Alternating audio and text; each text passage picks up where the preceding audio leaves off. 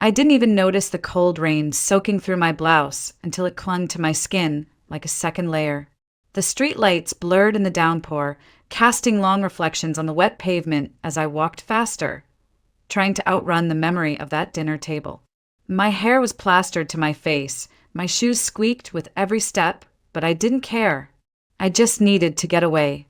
Only hours ago, I believed I was about to start a new chapter of my life.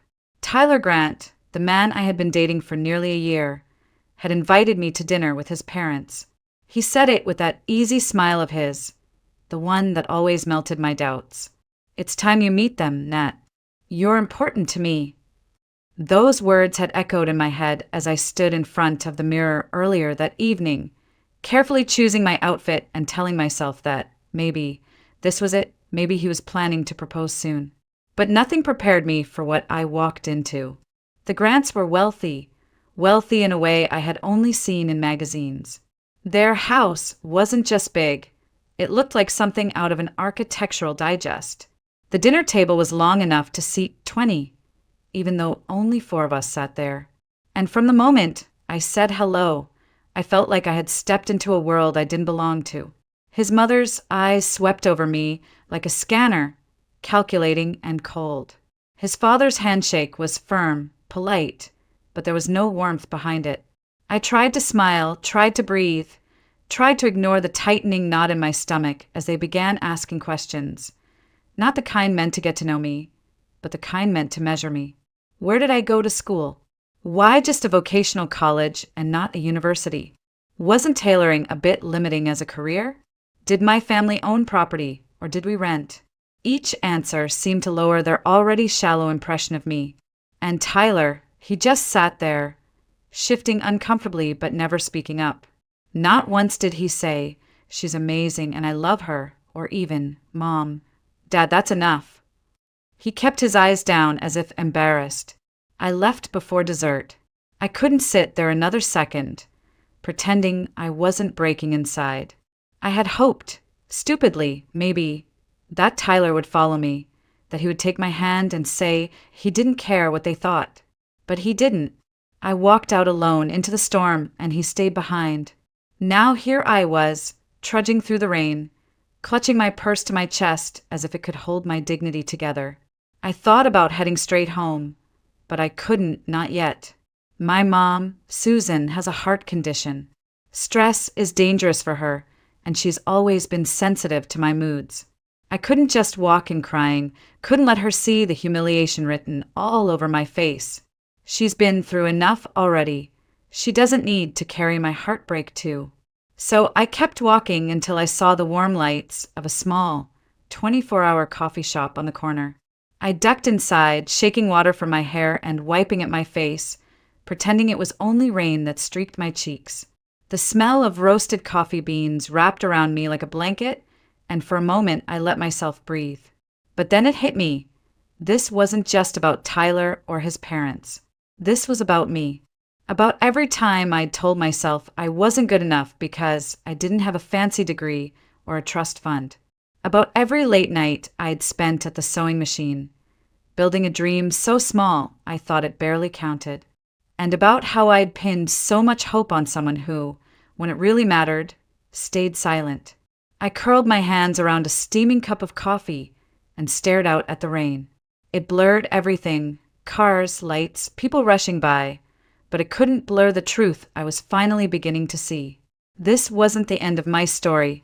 Maybe it was just the brutal, messy beginning of something I hadn't yet imagined. When I was a little girl, it was just me and Mom. No brothers, no sisters, no dad waiting at the door when we came home. My father had left before I could even form a memory of him, and Mom never spoke ill of him. She just said some people aren't ready to love the way a family needs. That was all I needed to know. We lived in a modest 2-bedroom apartment on the edge of Des Moines, Iowa. It wasn't much, but it was ours, or rather, it was rented and decorated with love, which sometimes feels like the same thing.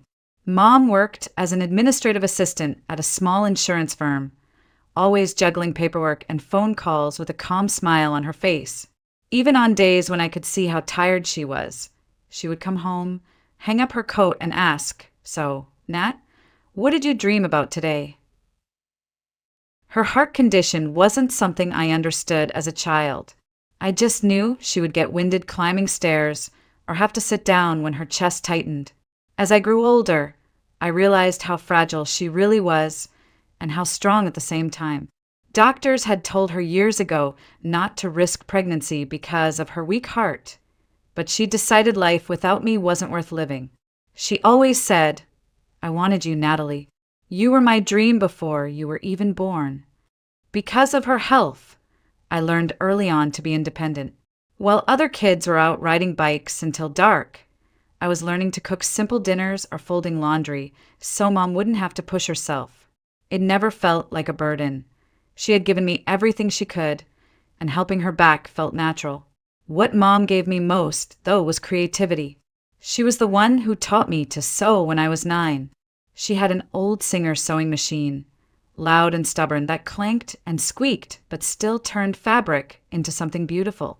I remember sitting at that machine, my feet barely reaching the pedal, sewing crooked lines on scraps of old fabric while Mom clapped like I'd just finished a runway show. She would always say, "Your hands are gentle, Nat, and that means you'll make something beautiful out of this world."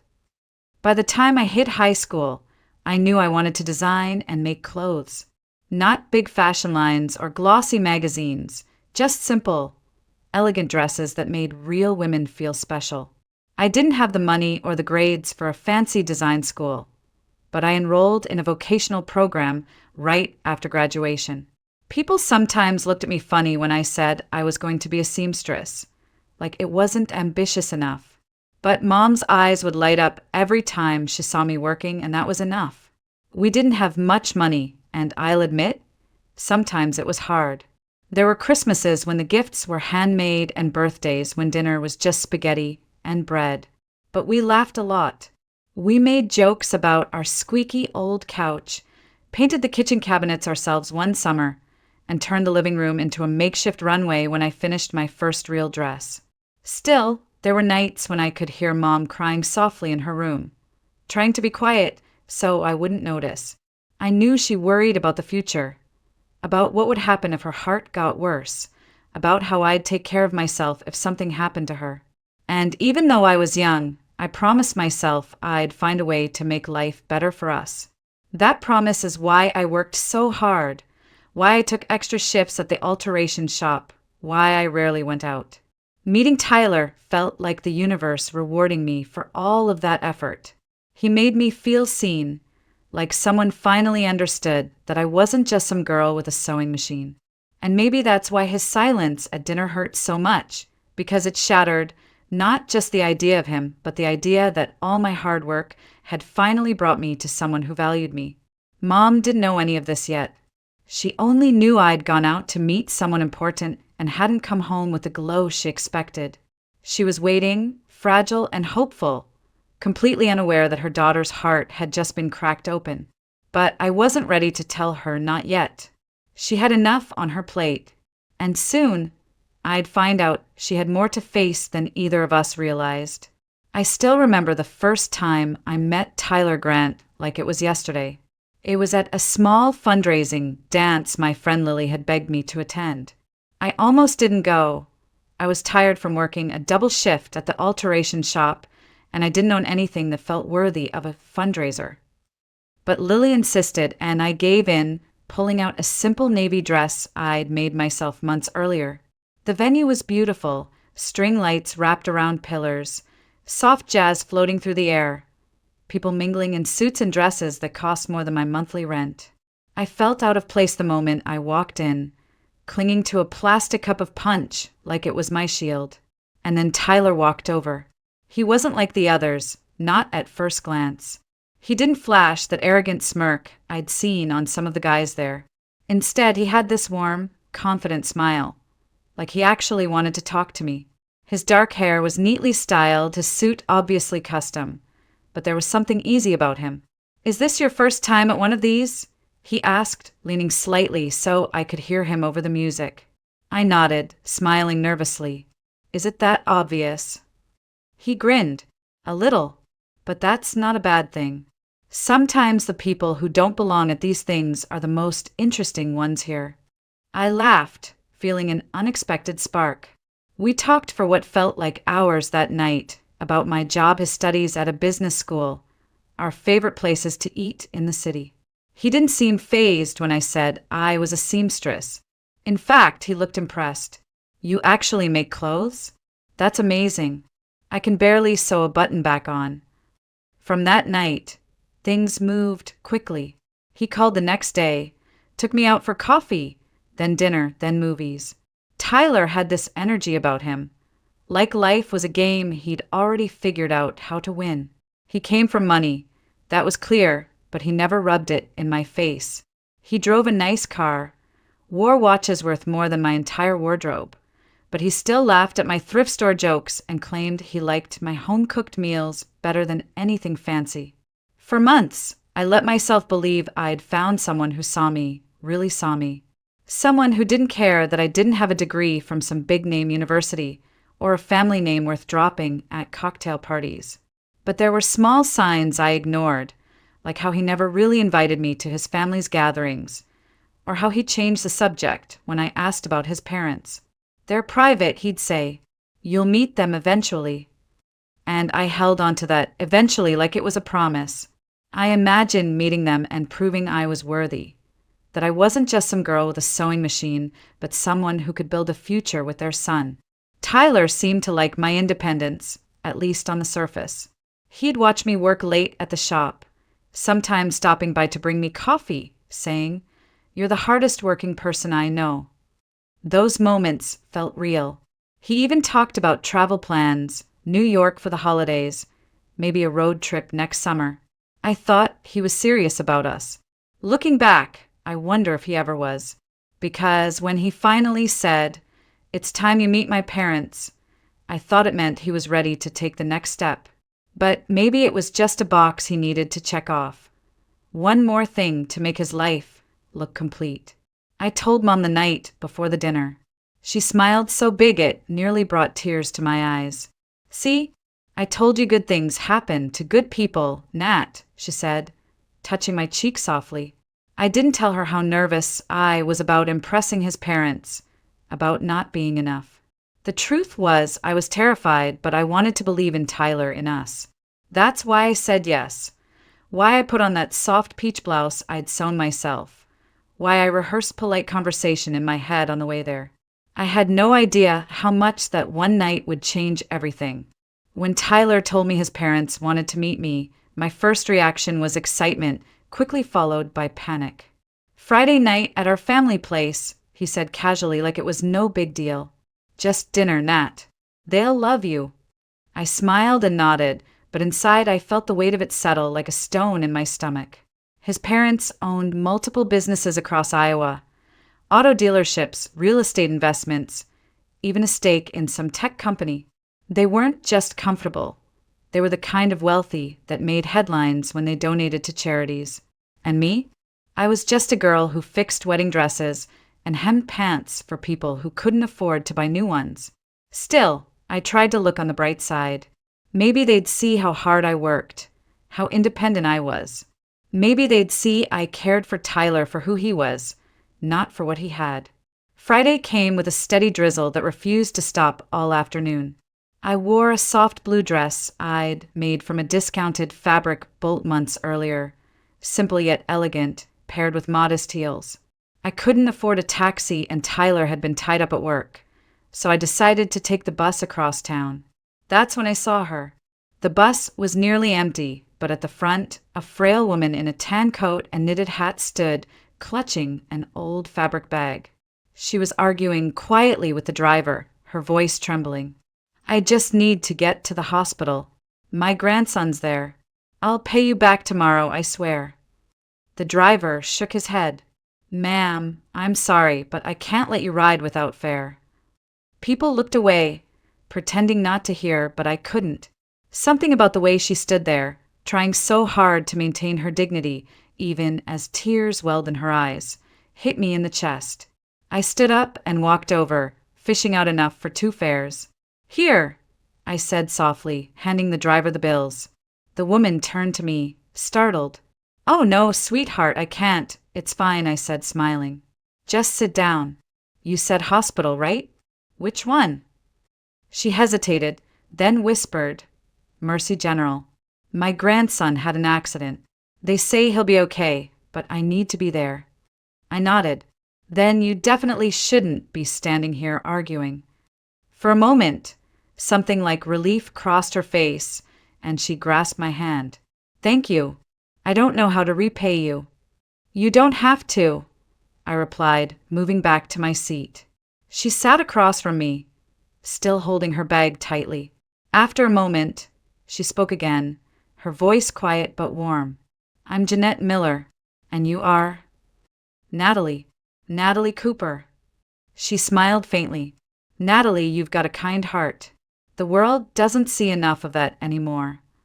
We rode in silence for a while after that, the only sounds the hum of the bus and the rain tapping against the windows. She got off 3 stops before mine, turning to wave at me. "I'll remember this, sweetheart," she said. I smiled back, thinking it was just something people said. At the time, I had no idea how much that moment would matter. By the time I arrived at the Grand Estate, the drizzle had turned into a full downpour. Their house loomed like a mansion straight out of a movie, columns, landscape gardens, even a fountain at the front. I paused at the gate, took a deep breath, and told myself to hold my head high. I could do this. Inside, I wiped raindrops from my dress, rehearsing polite greetings in my head. Smile, shake hands, compliment the home. Don't talk too much about work unless they ask. I thought the hardest part of the evening would be my nerves. I didn't realize it would be something far worse. Something that would make the bus ride, the rain, even the worry about my dress seem so small. The butler, I didn't even know people actually had butlers, opened the door and ushered me into a foyer so big it could have held my entire apartment twice over. Marble floors, a chandelier dripping with crystal, and a staircase that curved like something out of a historical drama. I smoothed the skirt of my dress and tried to swallow the lump in my throat. Tyler came down the stairs, smiling that easy smile I'd fallen for. "You made it," he said, kissing my cheek quickly. For a moment, I relaxed. Maybe I'd overthought this. Maybe his parents really would welcome me. He led me into the dining room, where his parents were already seated at a table long enough to host a small wedding. His father, tall and broad-shouldered, rose slightly to shake my hand. "Ms. Cooper," he said, polite but distant, like he was greeting a business associate he didn't plan to see again. His mother, in a flawless cream blouse and pearls that probably cost more than my car, gave me a once-over and a smile so tight it could have cut glass. "Natalie, is it? We've heard some things." Her voice trailed off like there was more she wanted to say, but decided not to yet. I smiled, pulling out a chair. "Thank you for inviting me. Your home is beautiful." His mother tilted her head slightly. "Yes, we do our best." She didn't ask me to sit. She just went back to adjusting her napkin. Dinner started with small talk, the weather, some local charity gala they were sponsoring, a new investment Tyler's father was making. I tried to add little comments here and there, but every time I did, there was a pause, a glance between them, the kind of glance that says she doesn't belong here. Then came the questions. "So, Natalie," his mother began, her fork clinking softly against her plate, "you're a seamstress?" "Yes," I said, forcing cheerfulness into my tone. "I design and alter dresses, mostly bridal and formal wear, but I'm hoping to expand into custom evening gowns." She murmured. "And where did you go to school for that?"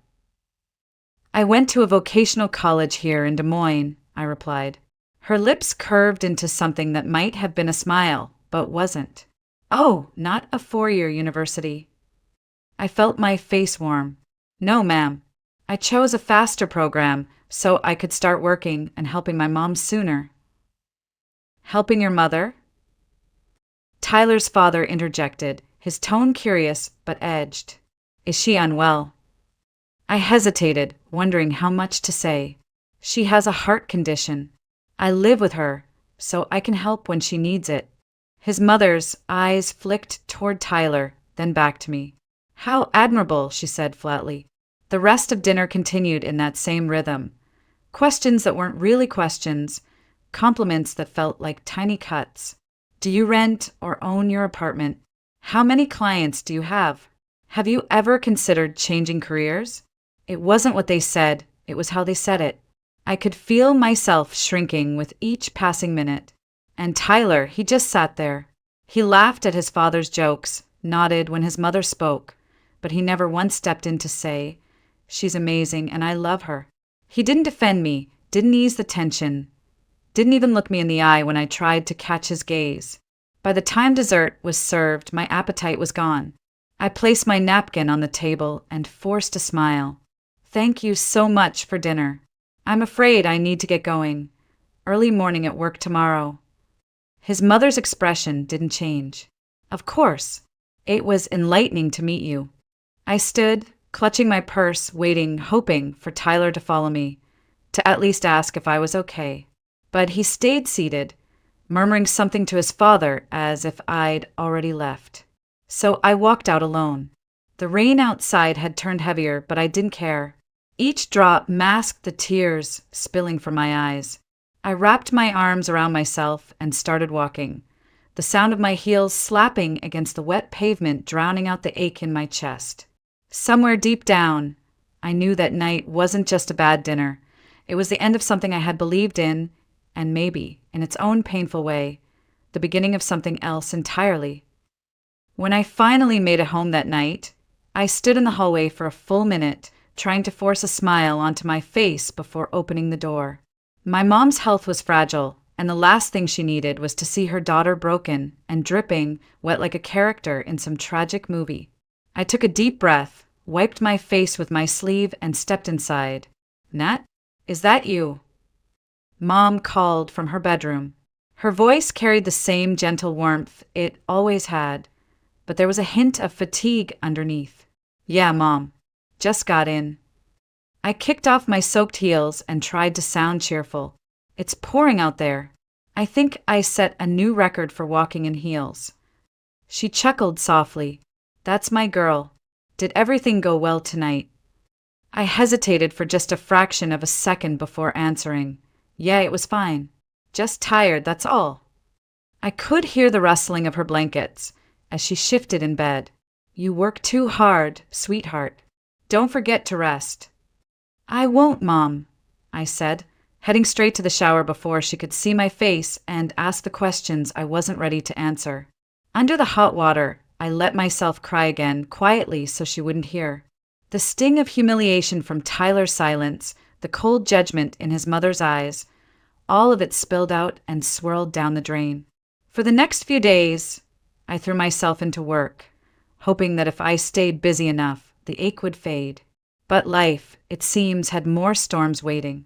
One morning, I found Mom sitting at the kitchen table, pale and holding her chest. "Mom, what's wrong?" I rushed to her side, and she tried to wave me off. "Just a little dizzy. It happens." But I could see the truth in her eyes. She was scared too. We went to her cardiologist that afternoon, and after several tests, we were referred to a specialist at Mercy General. He was kind but direct. "Your mother's condition has worsened significantly. The medication is no longer enough. She needs surgery, and soon." My heart dropped. "Surgery? How soon?" "Within the next month, ideally within weeks. Without it, her risk of heart failure increases drastically." I nodded, trying to keep my voice steady. "Okay, how much will it cost?" He hesitated. That hesitation told me everything before he even spoke. For someone uninsured at this level, we're looking at, well, somewhere in the range of $80,000 to $100,000. I felt the air leave my lungs. That was more than I made in 2 years, maybe 3. "Is there any assistance program?" "There are charity programs and grants," he said, "but most are targeted toward pediatric cases or certain demographics. I can give you a list of foundations to contact," but his voice softened. "Be prepared for it to take time." Time. That was the one thing we didn't have. That night, I sat at our tiny kitchen table long after Mom went to bed, staring at the crumpled list of phone numbers and websites the doctor had given me. I called every single one over the next few days, explaining our situation, begging for help. Some were polite but firm. We're not taking new adult cases at this time. Others didn't even return my calls. One woman sighed and said, "I'm sorry, sweetheart, but this just isn't the kind of story donors open their wallets for. If you had young kids at home or some tragic accident, people react differently." I wanted to scream. My mom's life was on the line, wasn't that enough? Finally, out of desperation, I did something I swore I wouldn't do. I called Tyler. He picked up on the second ring, sounding surprised. "Nat? Hey, I wasn't expecting to hear from you." "Tyler, I wouldn't be calling if it wasn't serious," I said quickly, my voice already shaking. "My mom needs surgery, heart surgery, and we don't have the money." I swallowed. "I thought maybe you could lend me some. Just until I figure something out. I'll pay you back, every cent." There was silence on the line, then a quiet laugh. "Nat, come on, really? I knew something like this would happen eventually. My mom literally warned me about this exact thing. She said if we split, you'd probably find some excuse to." "Tyler, that's not what this is." I interrupted, tears burning my eyes. "I'm not asking for me. I'm asking for my mom's life." "Yeah, well, I'm sorry she's sick, but I'm not a bank. Don't call me again, okay?" And with that, he hung up. I stared at my phone, the words still echoing in my ears. Don't call me again. For the first time in years, I felt completely powerless. My world had narrowed to two impossible choices: watch my mom's health decline or find a miracle. And miracles, at least in my experience, didn't show up on cue. But sometimes, kindness has a way of circling back when you least expect it. 2 days after Tyler hung up on me, I sat on a bench outside Mercy General, my head buried in my hands. I had spent the morning at work, but couldn't focus, so I left early. Mom was inside getting pre-op testing, though we still didn't know how we would pay for the surgery. I stared at the cracked pavement, feeling like life had just pulled the rug out from under me. That's when I heard a familiar voice. "Sweetheart? Natalie, is that you?" I looked up, blinking through tears. Standing in front of me was the elderly woman from the bus, the one I had bought a ticket for days earlier. Her tan coat was the same, her eyes still soft but now brighter. "Mrs. Miller?" I said, surprised. She smiled and reached for my hands. "I told you I'd remember you. Are you all right, honey? You look like I did the day I lost my husband." I shook my head, embarrassed. It's just been a bad week. My mom's here. She needs heart surgery, but we don't have the money to pay for it. I don't know what to do." For a moment, she studied me, then slowly sat down beside me. "You're the girl who gave me bus fare when I had nothing in my pockets. You didn't even think about it, did you?" I shrugged. It wasn't a big deal. "It was to me," she said firmly. "That day, my grandson was hurt in an accident. If not for you, I would have missed seeing him awake for the first time." She looked over her shoulder and waved. "Benjamin, over here." A tall man in his late 20s walked toward us. He had kind eyes and carried himself with the calm confidence of someone who'd been through hard times and come out stronger. "Grandma, who's this?" he asked, smiling. "This is the young woman I told you about, the one who helped me that day," she said proudly as if I were family. "And she needs help now." I wanted to protest, to tell her she didn't owe me anything, but the words stuck in my throat. Ben sat down on my other side. "Tell me what's going on." Something about his tone, steady, no judgment, broke whatever wall I had left. I explained everything. Mom's worsening heart condition, the cost of the surgery, the dead-end calls to charities, even Tyler's refusal to help. My voice cracked more than once, but I kept talking until there was nothing left to say. Ben didn't hesitate. "How much do you need?" I blinked. "What, No, I'm not asking you for money. I know you're not, he said calmly. But I'm offering. My company's doing well, and honestly, it's the least I can do. You helped my grandma when you didn't have to. You gave her dignity that day, and I don't forget things like that. Tears spilled over my cheeks. Ben, it's too much. I can't, he shook his head. You can and you will, because this isn't charity, it's an investment in someone who clearly deserves it. Your mom deserves to live without worrying if her daughter is drowning in debt. Mrs. Miller placed her hand on mine. You helped me see my grandson. Now, let us help you keep your mother. For a long moment, I just sat there holding both their hands, overwhelmed by the sheer kindness of strangers who suddenly didn't feel like strangers anymore. Ben pulled out his phone. I'll call the hospital billing department and make arrangements. And Natalie, what do you dream of doing besides worrying about bills? I hesitated, then smiled shyly. I've always wanted to open my own bridal studio, designing custom dresses instead of just altering other people's work. He grinned. Perfect. Once your mom's healthy, we'll talk about that too. I know a few investors who love supporting local talent. I stared at him, stunned. Why would you do that for me? His expression softened. Because kindness deserves to be paid forward. And because you remind me of my grandma. Quiet strength, even when life's unfair. People like you, you're rare. For the first time in weeks, I felt hope, not the fragile, desperate kind, but something real, steady, like the first warm day after a long winter. As we walked back into the hospital together, I glanced at the gray sky outside and felt something shift inside me. Sometimes life breaks you, so you can see who's truly there to help pick up the pieces.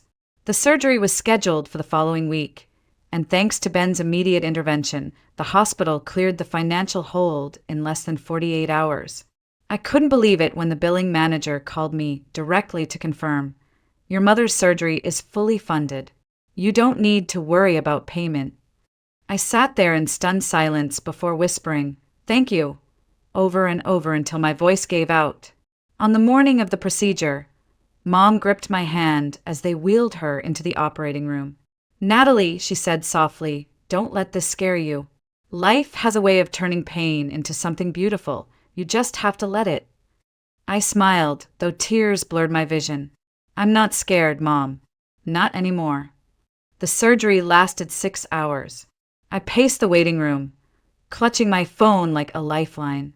Ben and his grandmother stayed with me the entire time, bringing coffee, making quiet conversation, even distracting me with funny stories about Ben's childhood mishaps. It felt surreal how only a week earlier they were strangers, and now they were a lifeline. Finally, the surgeon walked out with a tired smile. It went perfectly. She's stable and resting. With proper recovery, she has an excellent prognosis. Relief crashed over me like a wave, leaving me shaky but lighter than I'd felt in months.